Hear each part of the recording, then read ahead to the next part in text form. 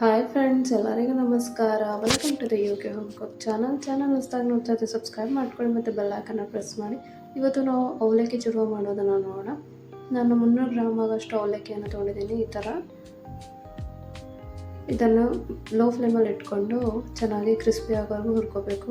ನೀವು ನೋಡ್ಬೋದು, ಈ ಥರ ಕ್ರಿಸ್ಪಿ ಆಗೋವರೆಗೂ ಹುರ್ಕೊರಿ. ಮತ್ತು 1 ಕಪ್ ಆಗೋಷ್ಟು ಎಣ್ಣೆ ಹಾಕ್ಕೊಳ್ಳಿ. 1 ಕಪ್ ಆಗೋಷ್ಟು ಶೇಂಗಾ ಹಾಕ್ಕೊಳ್ಳಿ.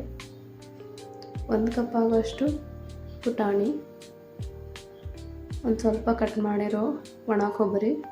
ಇವನ್ನೆಲ್ಲ ಗೋಲ್ಡನ್ ಬ್ರೌನ್ ಆಗೋವರೆಗೂ ಹುರ್ಕೊಂಡು ಸೈಡೆಲ್ಲ ತೆಗೆದಿಟ್ಕೊಳ್ಳಿ.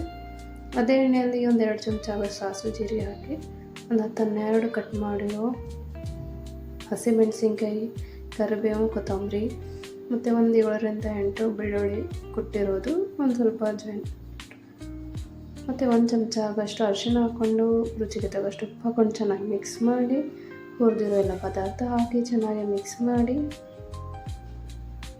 ಹುರಿದಿರೋ ಅವಲಕ್ಕಿ ಕೂಡ ಹಾಕಿ 1-2 ಚಮಚ ಆಗೋಷ್ಟು ಸಕ್ಕರೆ ಪೌಡ್ರ್ ಹಾಕ್ಕೊಳ್ಳಿ. ನಿಮಗೆ ರುಚಿ ಇಷ್ಟ ಇಲ್ಲ ಅಂತಂದರೆ ಸ್ಕಿಪ್ ಮಾಡ್ಬೋದು, ಬಟ್ ಟೇಸ್ಟ್ ತುಂಬ ಚೆನ್ನಾಗಿ ಬರುತ್ತೆ.